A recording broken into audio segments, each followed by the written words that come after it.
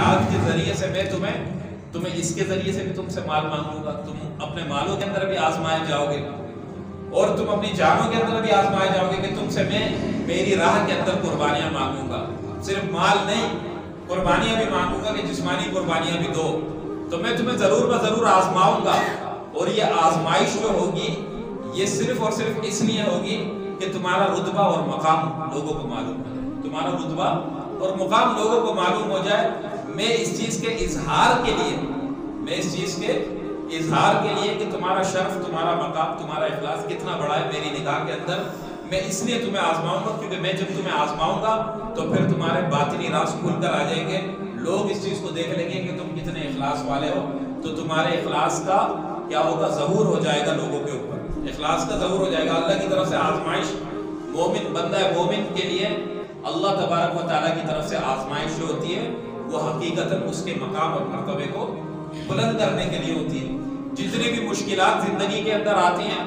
اس سے خوف کھانا اور ڈر جانا، ہاں یہ کب عقیدہ اور ضعف ایمان والے کا کام ہے، کیونکہ تندیے باد مخالف سے نہ گھبرا ہوتا،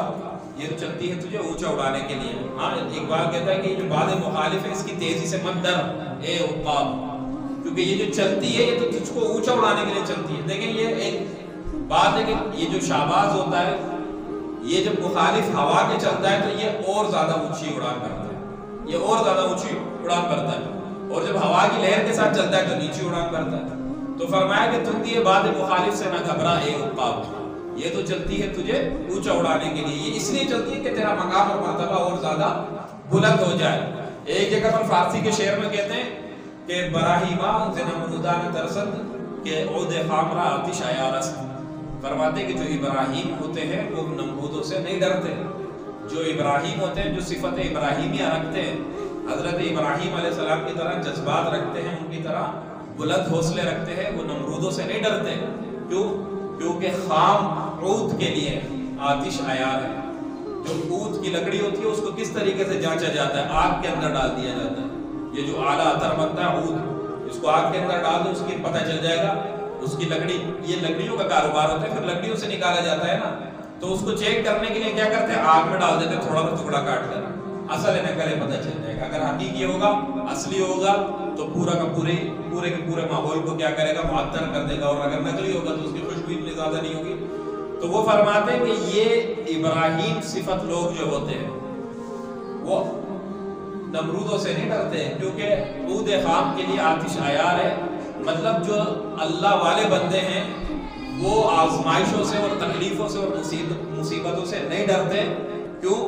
کیونکہ جب ان کو آزمائشوں میں ڈالا جاتا ہے اور تکلیفوں کی بھٹیوں کے اندر جلایا جاتا ہے تو پھر ان کا مقام اور مرتبہ اور زیادہ بلند ہو جاتا ہے، ان کا مقام اور مرتبہ اور زیادہ بلند ہو جاتا ہے۔ دیکھیں آپ اپنے اکابرین سے محبت کرتے ہیں، بہت سارے اکابرین سے، اور سب کی داستانیں اٹھا کر دیکھیں تو اللہ تبارک و تعالیٰ نے ان کو آزمائش کی چکی میں پیسا،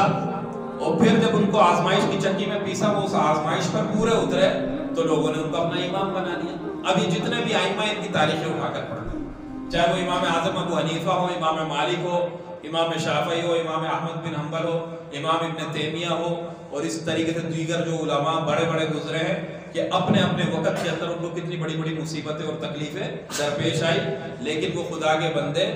ہاں وہ ٹکے رہے، وہ جھکے نہیں، وہ پیچھے نہیں ہٹے، تو اللہ تبارک و تعالیٰ نے ان کو کتنے بڑے مقام اور مرتبے عنایت فرمائے، اور لوگوں پر بھی ان کا اظہار ہوا، اور لوگوں نے ان کو اپنا امام بنا لیا اور ان کو اپنا مقتدی اور پیشوا بنا لیا۔